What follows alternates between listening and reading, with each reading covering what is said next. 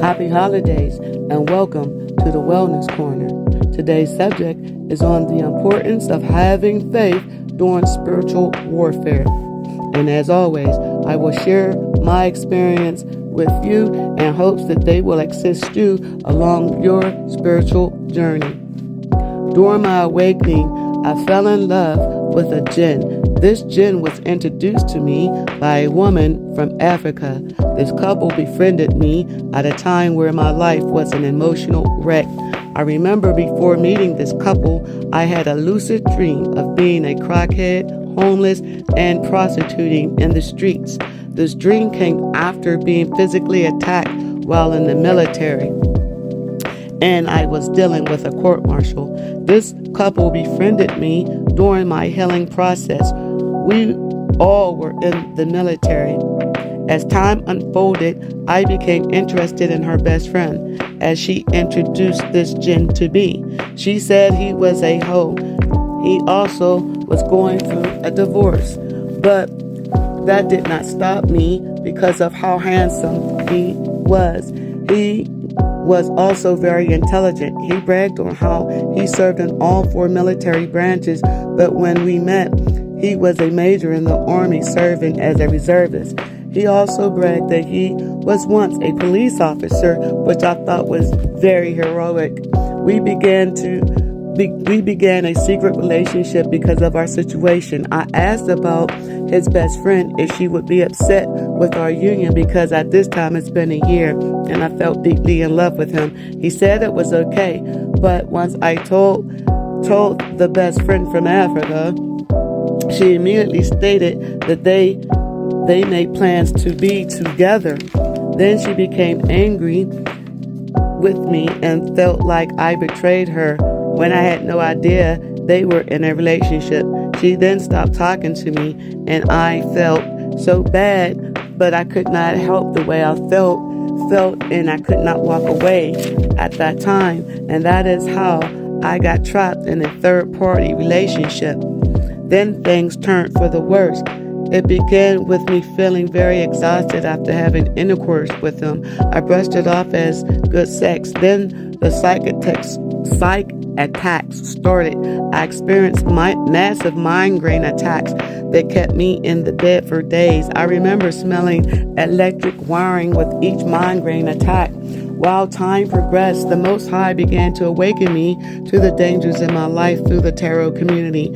I learned that I could read energies and followed my storyline. And what I discovered was shocking. This twin flame / soulmate I was in love with is a jinn / demon that was sent in as a hitman to end my life. Now everything started making sense. The words he said, like, "You are my fix," and "My love language is different," all the time in and out of my life, never committing to the relationship and taking everything from me and not paying me back money that he borrowed, my time and or energy.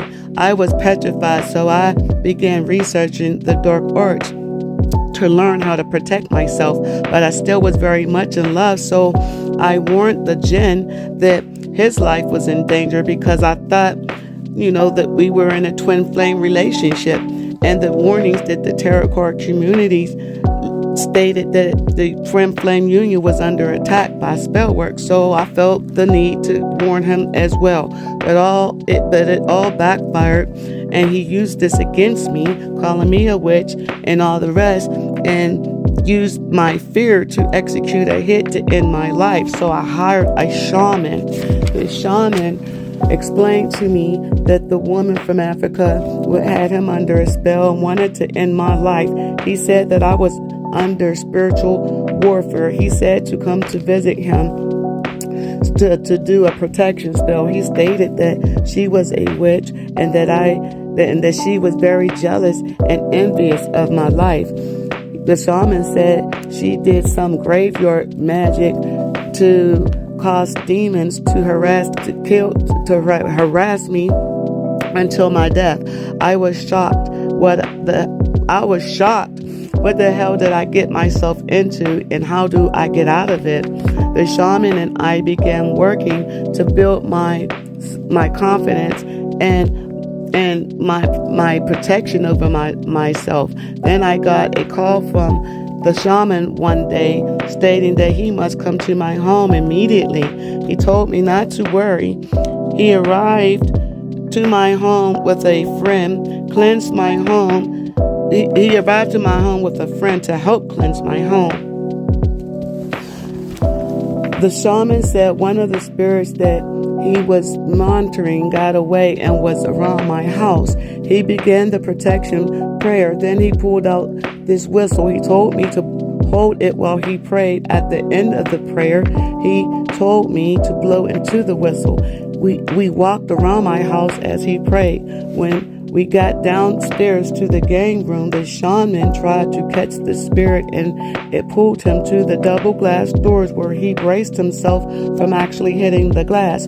The shaman's face was very red. He was very angry, and he grabbed his chest. His friend was holding him, asking him if he was okay. The shaman explained that the demon scratched him inside of his chest. I was so scared, y'all, because I knew this shit really just happened in front of my eyes. The shaman told me to throw the whistle in the graveyard far away from my home. I did as instructed, found the graveyard and threw the whistle into it and said my Lord's Prayer and got into my car and went home. The next day I got a call from a family member saying that my cousin has passed away. I immediately called the shaman to let him know. He gave me his condolence. He said a prayer, and then he took his time to explain how spiritual warfare worked. I cried, and he prayed, and then we hung up the phone. I called my family to let them know what happened, and they pretty much, they listened, but they didn't. They started distancing themselves from me, and so I had absolutely no one to talk to. So I stayed on guard 24 hours a day watching tarot videos to stay ahead of my enemies. And one tarot card reading confirmed that a hit was placed on my life, but they did not know I was a high priestess and they missed the hit. Well, hell, I didn't know I was a high priestess. These attacks went on for years, these death spells, until my shaman suggests I get a loan to pay for the jewelry. It's supposed to stop all these attacks when I wear it. So I applied for the loan that he said would be approved, but it got rejected. And that's when I knew the Most High wanted me to trust in myself, trust in my own intuition. And so I thank the shaman for his years of support. And I decided to walk away from my false twin flame journey and was met with great opposition. The jinn was so angry, he set me up to go to jail. I was trapped in a legal situation that was used against me to blackmail me to come back so that they can harvest from my energy. They continuously attack my emotions by creating blockages of my finances, love life, family, and career. But I held on to the Most High's unchanging hand, the promises that he had over my life. The promises of never leaving nor forsaking me. The promises of vengeance would be mine. And last but not least, the promises of no weapon formed against me shall prosper. At this time, I became stronger in my faith by remembering the promises over my life. Although I was afraid of this hidden force, I refused to submit. I share my story to encourage you to trust in the promise. The Most High is faithful and true to his word. During my darkest moments, when I was falsely accused, I leaned on his promise and he vindicated me. All charges have been dropped and the curses over my life has been broken. The Most High said, vengeance is mine. The karma will of the wicked must be balanced. So rest assured, no weapons formed against thee shall prosper. So roll up your sleeves and use the promise the Most High have over your life. This has been the Wellness Corner, a platform where we get well or we get well trying. Stay safe, guys.